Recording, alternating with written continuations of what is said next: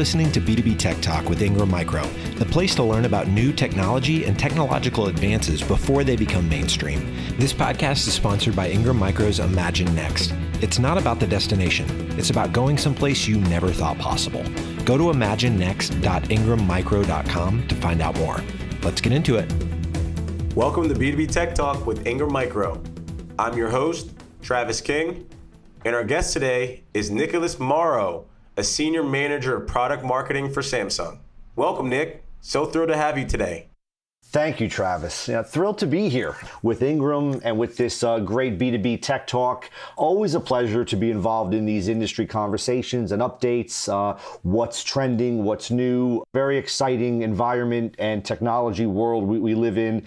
So a pleasure to be here. I look forward to having the conversation today. And seeing that you've been at Samsung for a little over a year now as a product marketing manager, could you share a little bit about some of the biggest misconceptions about high-speed stored media and shed a little bit of light on kind of the things that people might be getting wrong out in the market today? Sure, happy to. And from my perspective and what I've seen in the past, even prior to my time here with Samsung, and now even more so in my year with this amazing company, one of the best in the world, is that these high-speed storage media devices are sometimes it can be intimidating to people and think that, oh, well, and how do I use it? How do you install it? It's extremely technical. I can't do it myself. And also, very expensive. I can't afford that type of product. But not the case. I mean, with technology evolution and how we manufacture products these days, and with the ecosystem of the PC, whether it's laptop or desktop with the motherboard, a lot of it is truly plug and play. You have SATA, you have NVMe, which I think we're probably going to talk about that because there's a whole conversation there. But they are fairly simplistic, and you don't need a whole lot of technical background. So you want people to feel comfortable with them, because at the end of the day, what you get out of these devices is a world of storage and speed and additional benefits to you as a user and your overall PC. Got it. And Samsung specializes in non-volatile memory express, or NVMe. And so what is NVMe and what kinds of problems does NVMe technology solve for? Okay, well, Travis, NVMe is kind of like the second phase or the second step in the evolution of SSD. SATA came first. SATA is a 2.5-inch SSD. It has a kind of a maximum speed or a bottleneck type of speed of 600 megabytes a second, big round numbers. When you go to an NVMe type of SSD, what does it do for you? It's all about speed and performance. NVMe starts at 3,500 megabytes a second compared to that 600 megabytes a second I referenced on SATA. So it's almost 6 times the speed, and that's Gen 3. So what does it do? It gives you and your computer speed. It improves significantly your workflow, your efficiency and whatever it is you're doing.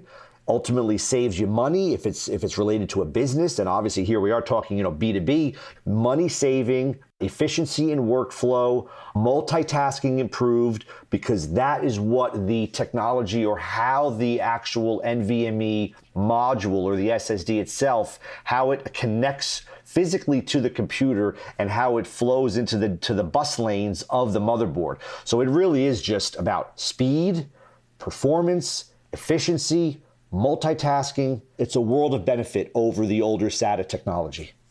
I love it. And maybe could you give us an example from something that people might typically be used to, like the typical standard SSD or just a regular hard drive, and then how that compares to the NVMe? Is it similar? Is it a whole different giant device? Is it the same size?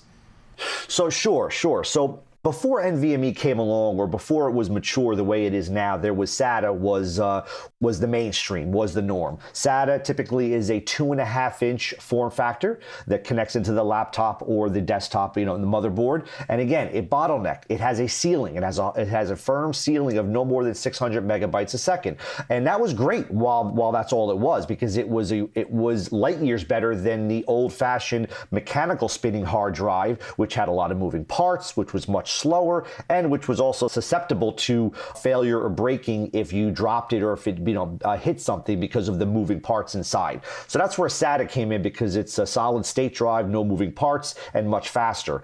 But when you go, and then as technology evolved and we came to this NVMe, which is physically a different form factor. It's not a 2.5-inch type of rectangular, rectangle type of product, but it looks more like, if anyone knows the PC memory or the DRAM modules with the gold fingers across coming out of the module that connects and that snaps right into a motherboard. That's what it physically looks like. And all of these devices, both SATA and NVMe, are used for storage, for speed, for storing music, for storing movies, photos, game saves.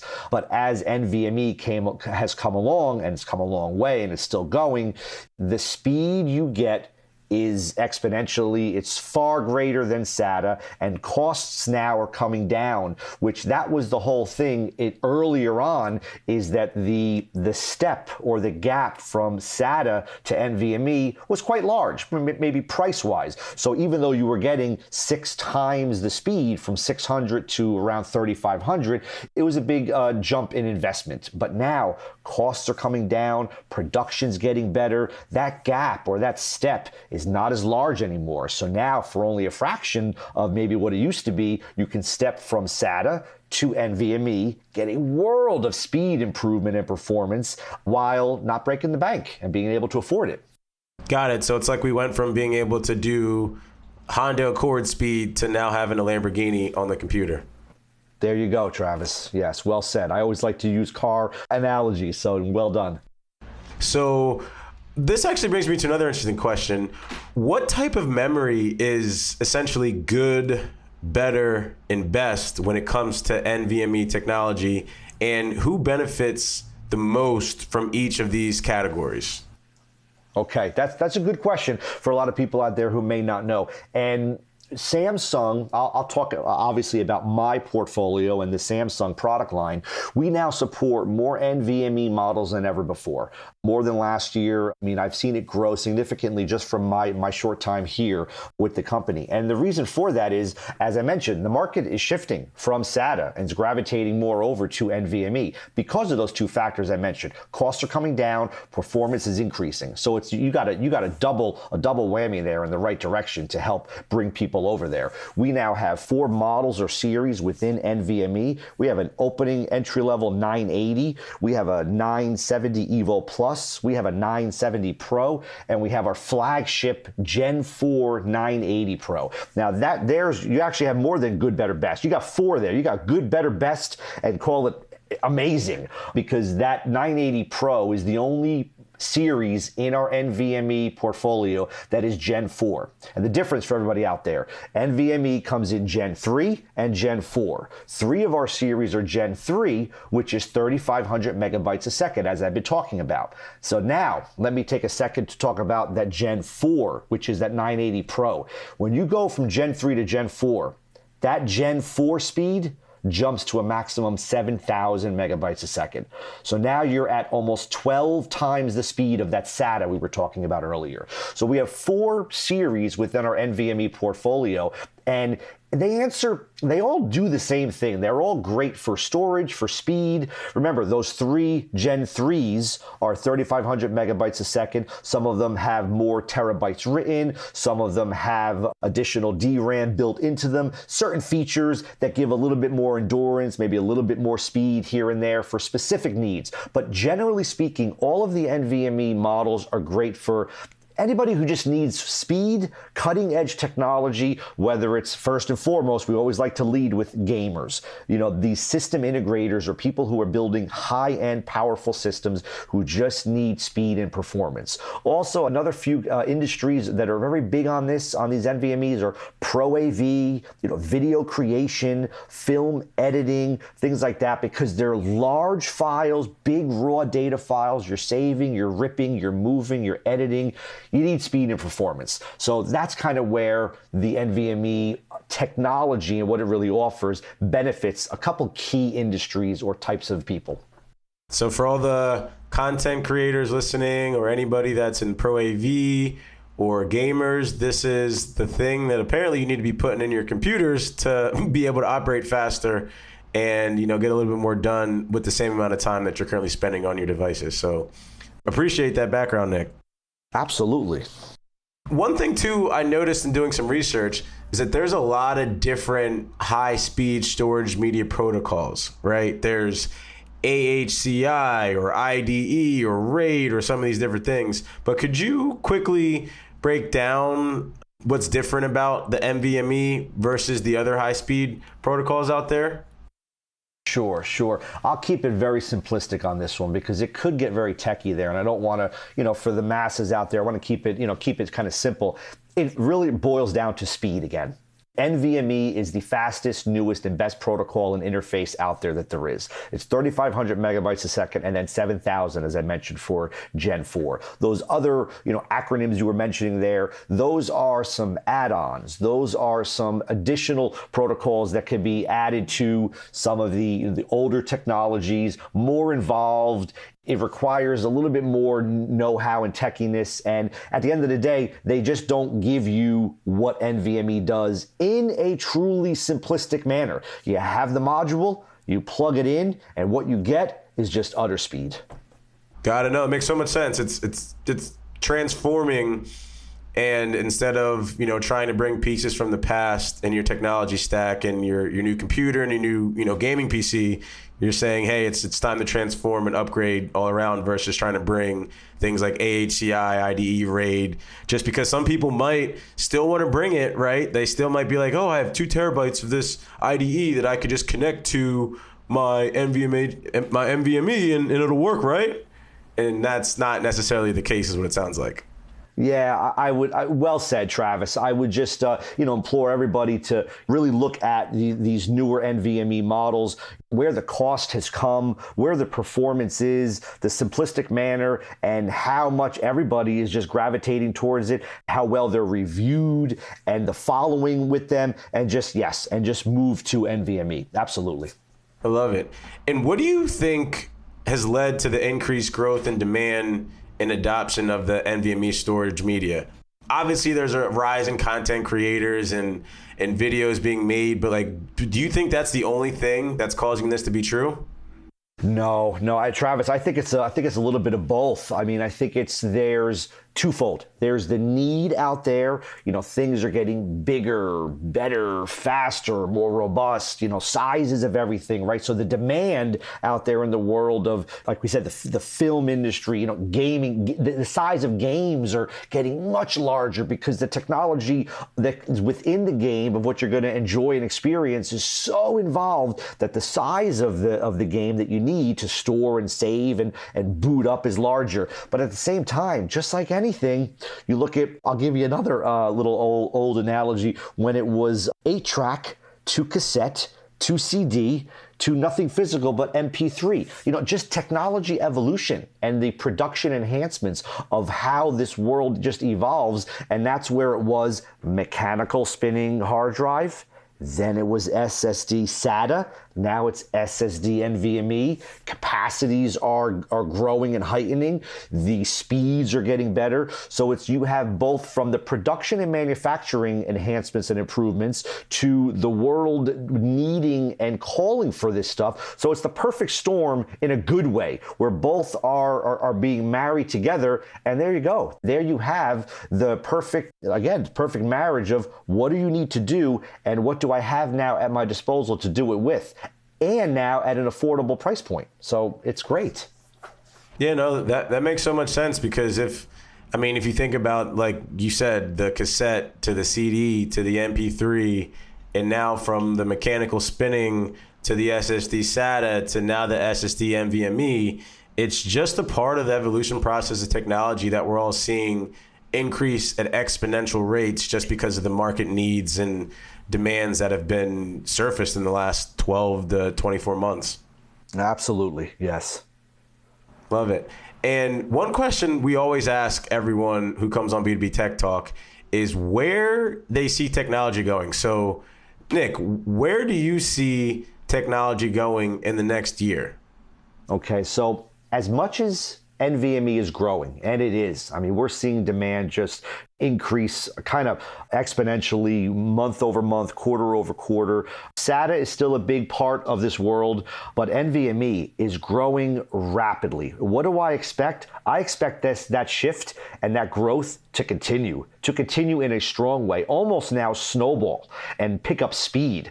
We just recently did the new Gen 4 NVMe, which brings from 3,500 to 7,000. Now we're seeing capacities, the demand for capacities increase quite rapidly, where 250 and 500 were the big thing. Now it's shifted to like 1 terabyte and 2 terabyte are the end all. And we're even seeing now 4 and 8 start to almost present themselves. So as speed continues to grow, we're going to see newer capacities be introduced to portfolios. And, again, from the side of, I should say, the games and the video creation out there, everything is always, well, you know what? That's the speed now. No, I need it faster. I need more, better capacity, the higher speed. And that's where I think it's going to continue to go. We're going to see a continued shift to NVMe, higher speeds and higher capacities. That's super interesting to me because as a, content creator, podcaster, media guy, one thing I'm always laughing at is how many different storage devices I've kept around for so long. And now it sounds like I can kind of put all of these bad boys to rest and start to use one central piece of technology to kind of power my, computer and devices. For sure. Absolutely. I mean, this new technology and what we now have to offer, builders, companies, consumers is really amazing. And we're really proud and happy to be able to offer such a great portfolio to everybody out there. And how can we find out more about what we talked about today? Oh, well, you could always, Samsung.com is just a great resource and a great spot for looking at, okay, what are the differences? What are the speeds? What are some of the price points? We have white papers, we have insight blogs and articles and reviews and, tutorials and educational pieces. So Samsung.com is a great place to go for reading up on the entire product line and some of the differences and to learn and to find out some exciting news. And you can also feel free to reach out to Nick Nanez, and that's nick.nanez, Nanez, at ingrammicro.com if you want to learn more as well. And Nick, is there anything else you'd like to share with us before we wrap up today's episode? Well, I really just want to take a moment again to say thank you for this opportunity to have this forum to talk about my great company and my exciting product line and what we're putting out there for everybody. We're thrilled at Samsung to have the breadth of the product line to answer all the needs. We are, number one in the world on memory and storage for many, many years, and we thank everyone out there for their part and contribution to that. And keep an eye out for more great, exciting, fun things from Samsung, everybody. Thanks so much for coming on today, Nick. Been my pleasure. Thank you again, Travis. And for everyone else listening, if you like this episode or have a question, join the discussion on Twitter at IngramTechSOL with the hashtag B2B Tech Talk. And as always, thank you for tuning in and subscribing to B2B Tech Talk with Ingram Micro. You've been listening to B2B Tech Talk with Ingram Micro. This episode was sponsored by Ingram Micro's Imagine Next. B2B Tech Talk is a joint production with Sweetfish Media and Ingram Micro. Ingram Micro production handled by Laura Burton and Christine Fan. To not miss an episode, subscribe today on your favorite podcast platform.